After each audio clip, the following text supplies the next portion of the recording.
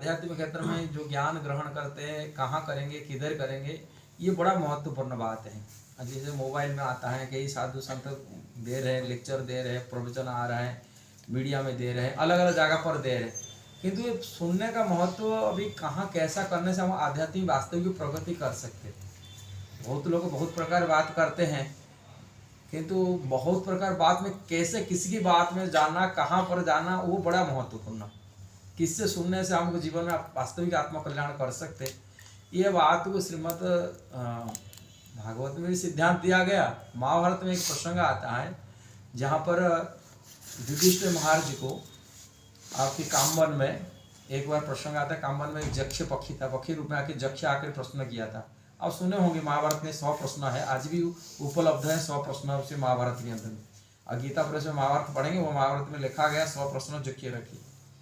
और उसमें एक प्रश्न था, बहुत लोग बहुत रास्ता बता रहे, बहुत प्रकार लोग बताते, हमें किसी के रास्ता पर चलना चाहिए, कहाँ मार्ग हमको सही मिलेगा।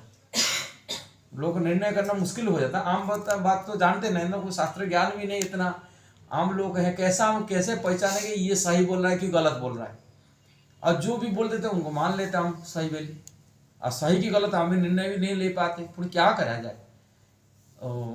इस जगह प्रश्न था, ये नाना मुनि अलग अलग क्या क्या मत है, नाना मुनि नाना मत बोलते हैं, अलग अलग क्या मत है, किसी मत में चलना चाहिए। युधिष्ठिर महाराज एक प्रश्न उसका बोलते, क्या क पंथा, इसमें क रास्ता, क्या रास्ता है।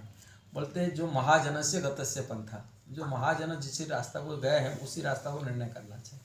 अभी प्रश्न उठता, महाजन कौन है, ये भी आता महाजन, हम किसी को बोलेंगे ये भी महाजन, ये भी महाजन, ये भी महाजन, साधु बोली। और महाजन के बारे में श्रीमद् भागवत में इसके पुष्टि किया गया। ये रास्ता को स्वयं हमारा धर्मराज युधिष्ठिर महाराज, सर ये युधिष्ठिर महाराज कहते, ये धर्मराज जमराज वही उनकी अवतार थे, महाभारत में कहा जाता है। उन्होंने कहते यही रास्ता निर्णय करना जो महाजन के निर्णय देते, इन्हीं की रास्ता जो चुने हुए रास्ता उसी रास्ता पर चलना चाहिए। अब ये अजामिल के प्रसंग में बोल रहे हैं, अजामिल को जो छुड़ा दिया गया तभी उसमें बोलते हैं महाजन ये लोग जो धर्म के रास्ता को ठीक ठीक जानने वाले, जो शास्त्रों को ठीक ठीक जानने वाले, इन्हीं की दिया हुआ रास्ता पर चलना चाहिए, जिससे हम आध्यात्मिक प्रगति कर सकते हैं, आत्मकल्याण कर सकते हैं।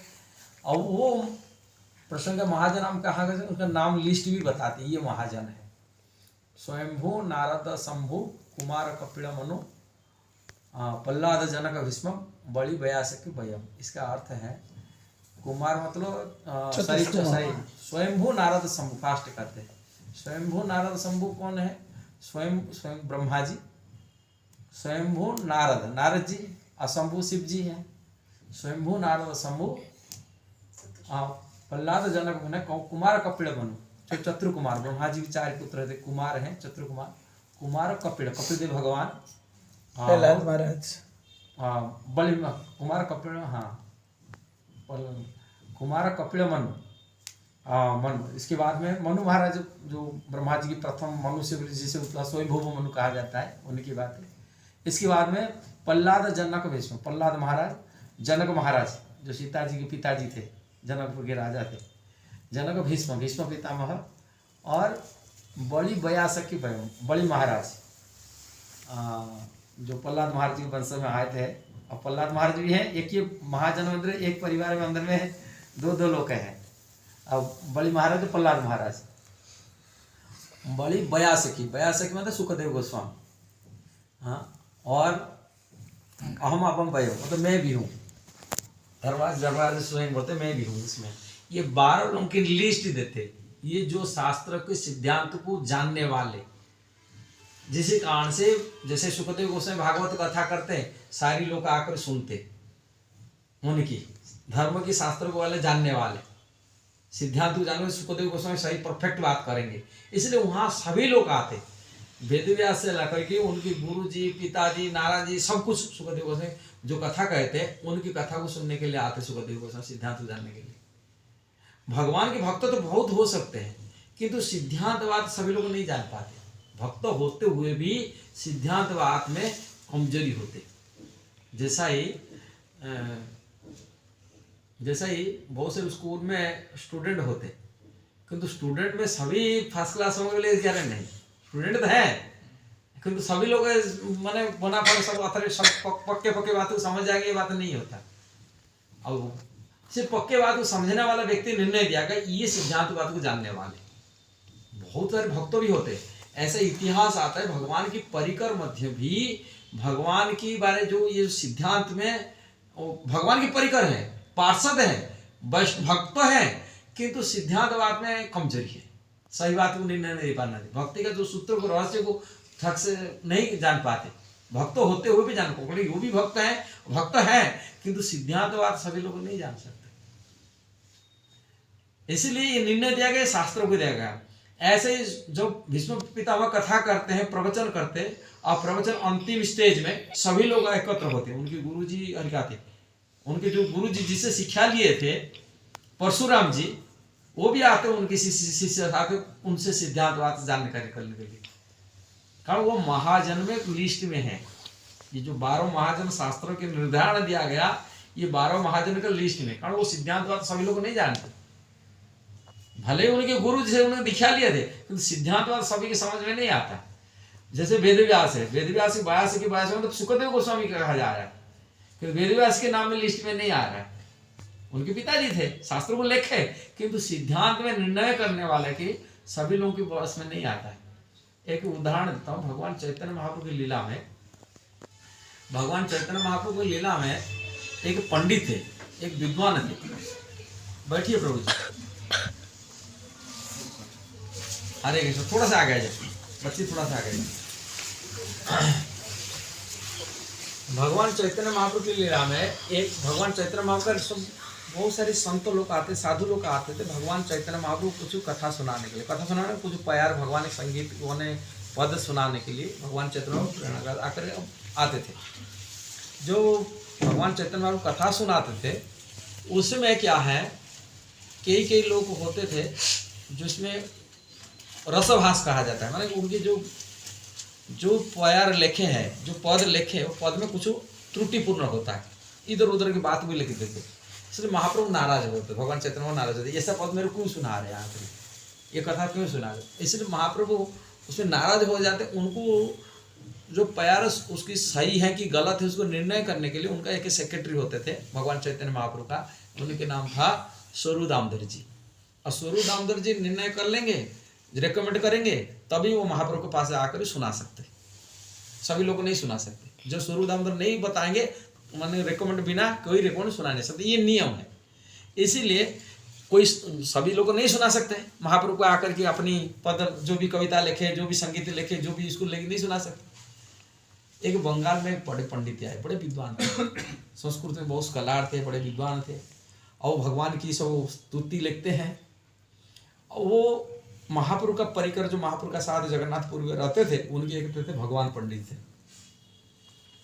ये भगवान पंडित को द्वादश गोपाल की आते, जब ब्रज लीला में द्वादश गोपाल के नाम पर आते हो, भगवान के भक्त थे।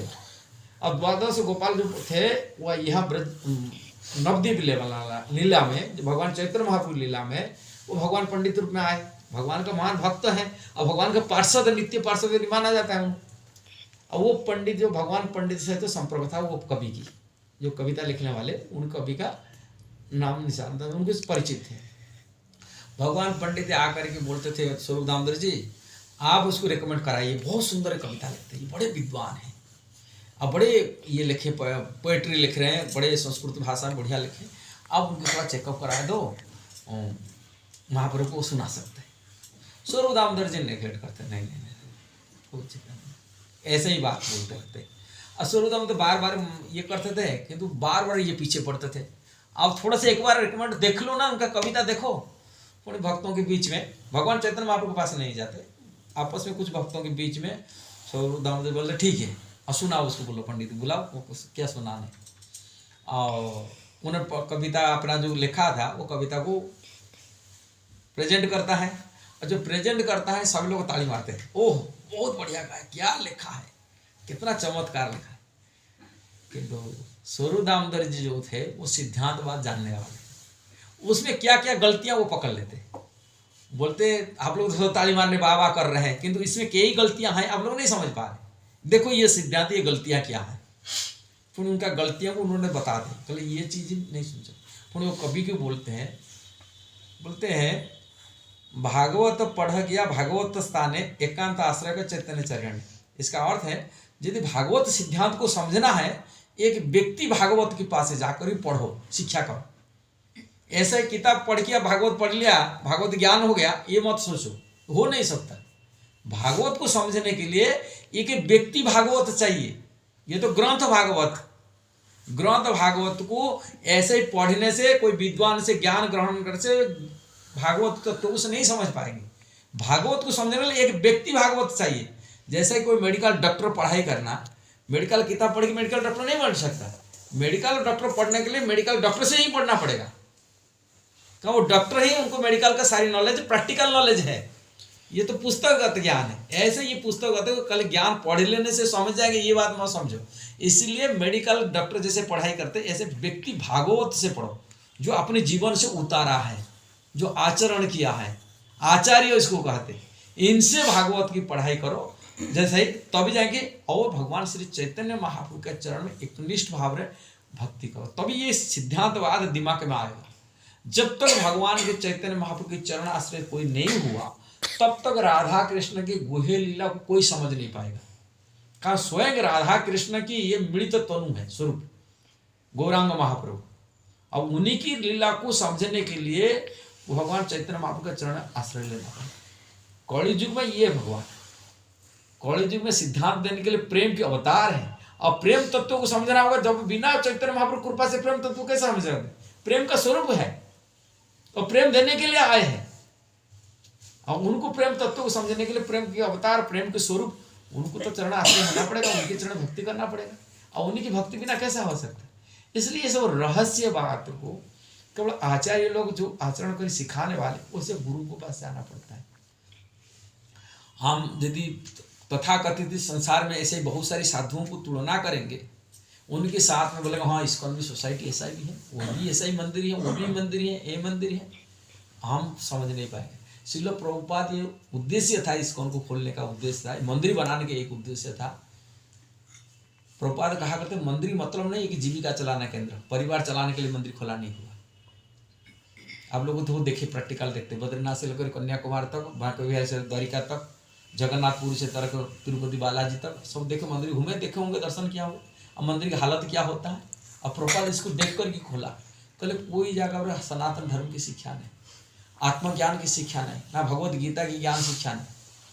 श्रील प्रभुपाद इसीलिए साफ साफ कहते मंदिर की मतलब है कि आध्यात्मिक शिक्षा संस्थान, स्पिरिचुअल एजुकेशन सेंटर, जहाँ जाने से भगवान से कैसे जुड़ सकते, कैसे भक्ति कर सकते, कैसे आत्मकल्याण कर सकते, इसीलिए मंदिर होता है। मंदिर का नहीं कि परिवार चलाने के लिए लोग आएंगे, दान दक्षिणा देंगे, अपना परिवार खर्चा उठेगा, रोजी रोटी चलेगा, ये मंदिर, इसके लिए मंदिर खोला नहीं होता। सनातन धर्म की जो सनातन संस्कृति है, जो शिक्षा, वो मंदिर के माध्यम से मिलना चाहिए। और इसलिए प्रभुपाद मंदिर खोला। और मंदिर के माध्यम से उन्होंने भगवत गीता, श्रीमद् भागवतम, वैदिक ग्रंथ को शिक्षा दिया, जिसी कारण से केवल भारतीय लोग नहीं जुड़े, आज लाखों लाखों संख्या से मुसलमान, क्रिश्चियन, यहूदी, रशियन, अफ्रीकन, चाइनीज सनातन धर्म को समझ रहे, सनातन संस्कृति शामिल हो रहे और हृदय से ग्रहण कर रहे। मेलछो दुनिया ग्रहण कर रहा है सनातन संस्कृति क्या होता है, सनातन धर्म क्या होता है। नहीं तो 1000 मंदिर लोग रोज ना जाते, भारतीय लोग जा रहे, बोले ये तो सनातन धर्मी है, सनातन संस्कृति की है, किंतु एक माला करते हैं ना, सनातन धर्म क्या समझते, ना आत्मकल्याण के लिए ज्ञान रास्ता में जा रहे, कुछ नहीं हो रहा, उनका कोई परिवर्तन नहीं हो रहा है। किंतु श्रील प्रभुपाद इसको जो आध्यात्मिक शिक्षा संस्थान बनाया, तभी इसलिए लोग जोड़ रहे हैं और भक्ति कर रहे, भजन कर रहे। नहीं तो हम भी जानते थे यही भक्ति करते, सबको मान लेते, ये भी साधु, वो भी साधु, वो भी साधु। किंतु साधु है, किंतु साधु का लक्षण क्या होता है, साधु के बारे में क्या शास्त्र में लिखा है, क्या जानकारी हमको। कपिल देव भगवान विस्तार रूप में बना करते, ये साधु है। भगवान कहते हैं गीता में, महात्मा